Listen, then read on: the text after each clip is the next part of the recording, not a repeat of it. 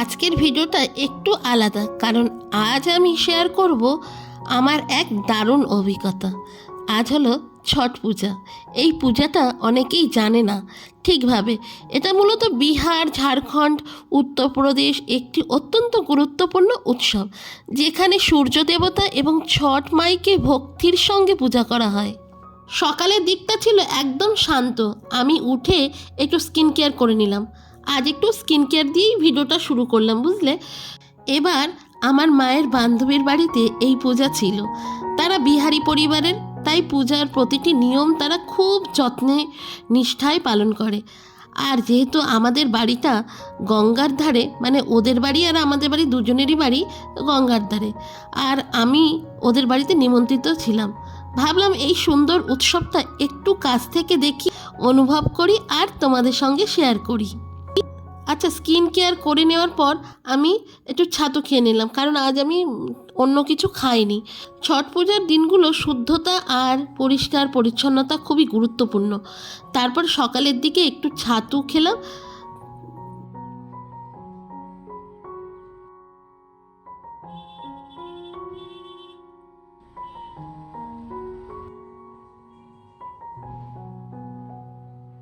চুলটা বেঁধে হালকা সাজুগুজু করলাম, যেহেতু আমিও একটু পুজোয় অংশগ্রহণ করব বলে তেমন কিছু খাইনি। তারপরে আমি রেডি হলাম একটি সাধারণ কিন্তু ট্র্যাডিশনাল সাজে। মনে হচ্ছিল একটা ক্লিপ দাও তো, এখানে লাগাই।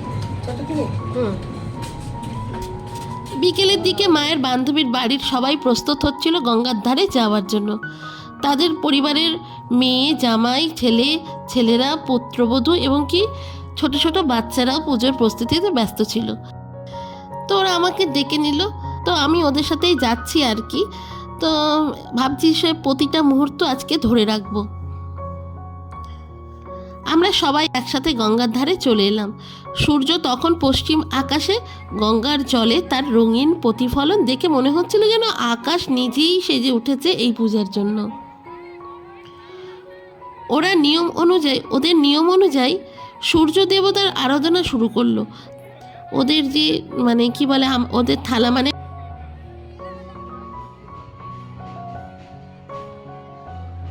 হাওয়ায় ভেসে আসছিল প্রদীপের গন্ধ, ধূপের ধোঁয়া আর মন্ত্রের সুর, বা বলতে পারো ওদের বিহারি ভাষায় বেশ সুন্দর সুন্দর গানের সুর। আমি চুপচাপ দাঁড়িয়ে শুধু হেসে এই দৃশ্যটা উপভোগ করছিলাম। মনে হচ্ছিল এ যেন শান্তির আরেক নাম। দারুণ লাগছে। আর সূর্য অস্ত যাবে করছে আর কি।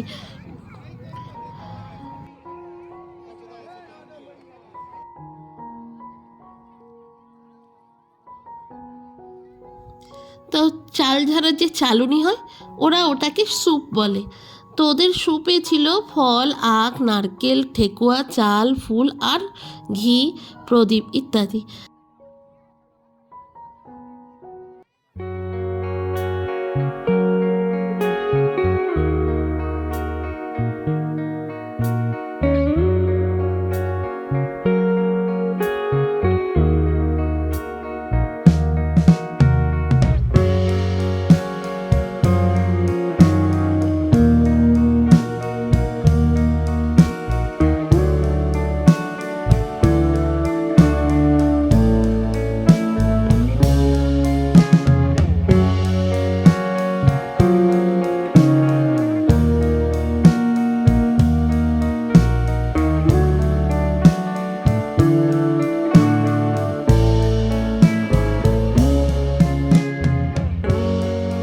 সন্ধ্যের পর সবাই আমরা ওদের বাড়িতে ফিরে এলাম। ওদের বাড়ির ছাদে আগ দিয়ে সাজানো হয়েছিল পূজার আসরটা।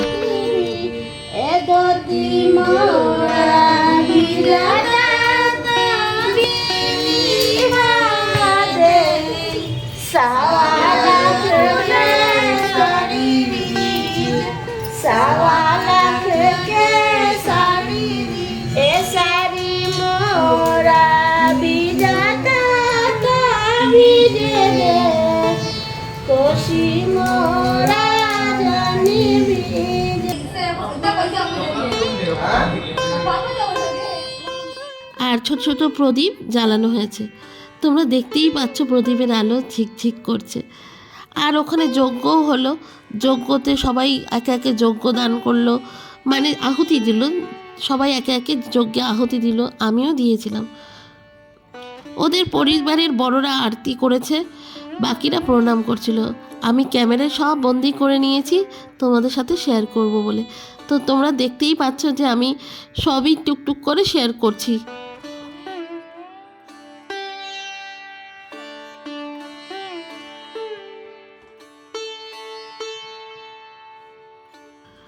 কিছুক্ষণ পর পূজা শেষ হলো, সবাই একটু গল্প করলো, চা খেলো, আর আমিও ওদের সাথে কিছুটা সময় কাটিয়ে এবার বাড়ি ফিরে এলাম। মনটা যেন ভরে গেল সেই দিনের আলো আর গন্ধে। ভোরের ঘুম থেকে উঠে গেছি, আর সকালবেলা এখন বাজে 5টা 19। এখনও আকাশ অন্ধকার, চারিদিকে নিস্তব্ধ। আমি স্নান সেরে রেডি হয়েছি। সকাল হয়ে গেছে, আর আমি 4টের সময় উঠেছি, উঠে স্নান টান করে নিয়েছি, তৈরি হয়ে নিয়েছি। আর এখন ওরা আমাকে ডাকবে, তার মানে আমরা ছট পুজো আজকে। তো হ্যালো এভরিওয়ান, আরও একটা নতুন দিন, নতুন ব্লগ সঙ্গে তোমাদের নিয়ে শুরু হচ্ছে পথ চলা। তো বন্ধুরা, আজকে কালকে থেকে ছট পুজো শুরু হয়েছে, মানে 2 দিন আগে থেকে শুরু হয়েছে, মানে ওদের নিয়ম অনুযায়ী। তো কালকে হচ্ছে ওদের 3য় দিন, আজকে হচ্ছে 4র্থ দিন। তো এখন সকালবেলা গঙ্গায় যাব, সেদিন আমি রেডি হয়ে নিয়েছি, তারপরে আমি একসাথে যাবো আর কি। তো আমি স্নান টান করে একেবারে রেডি হয়েছি। কালকে যে জামাটা পরেছিলাম সেটাই আমি আজকে পরেছি, আর ড্রেস বার করে নিই। কারণ তো আমাদের জলের এত সমস্যা যে কাচাকুচি করতে খুব অসুবিধা হয়, সেই জন্য আমি কালকে ড্রেসটাই পরে দিয়েছি। তো হয়নি, এসে আবার ছেড়ে দিয়েছি, সেই জন্য।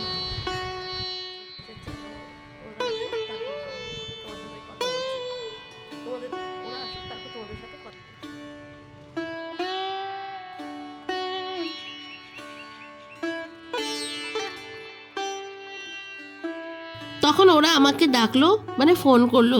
তা আমি বাইরে বেরিয়ে গেলাম, আর গঙ্গার ধারে ওদের সাথে চলে এলাম।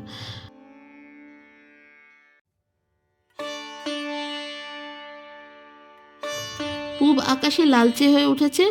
আচ্ছা, ওরা সূর্য দেবতাকে অর্ঘ্য দিচ্ছে, প্রার্থনা করছে আমাদের পরিবারে যেন শান্তিতে থাকে, সন্তানরা যেন সুখে থাকে, পৃথিবী যেন আলোয় পথে চলে। সেই মুহূর্ত আমি একদম স্থির হয়ে দাঁড়িয়ে শুধু দেখছিলাম। মনে হচ্ছিল প্রকৃতি যেন নিজেই প্রণাম নিচ্ছে।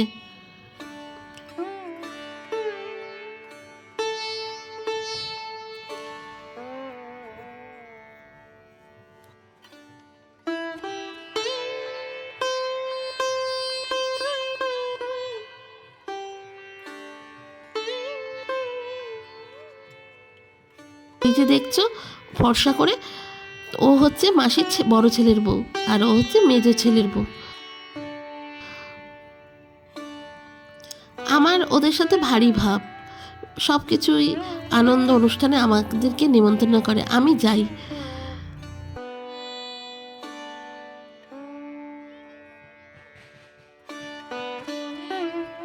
আচ্ছা, এখানে এ হচ্ছে মাসির মেয়ে, আর ওই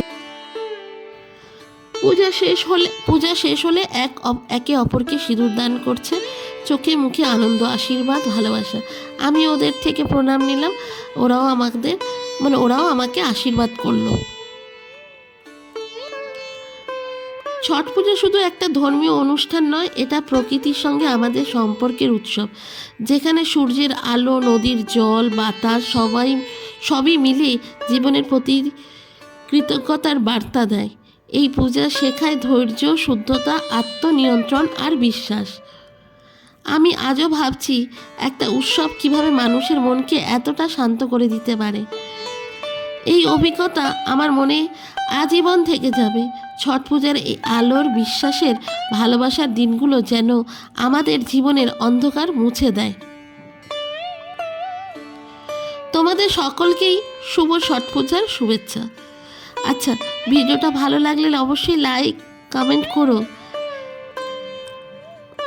আর খুব ভালো লাগলে চ্যানেলটা সাবস্ক্রাইব করতে ভুলো না। গঙ্গার বাতাস আর ওই আরতির আলো একসাথে এমন একটা অনুভূতি দিচ্ছিল যা ভাষায় বলা যায় না।